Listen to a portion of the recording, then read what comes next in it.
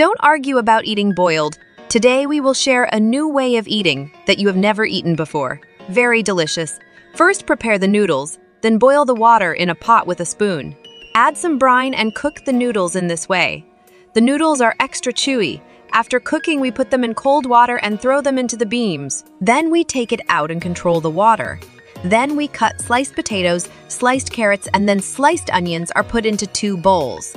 Eggs are stirred quickly and then poured into the noodles and stirred again and put all together. Side dishes into the noodles, and then we start adding 1 spoon of salt, 1 spoon of fresh onions, 1 spoon of raw materials. If you like to eat cilantro, you can order cilantro without stirring.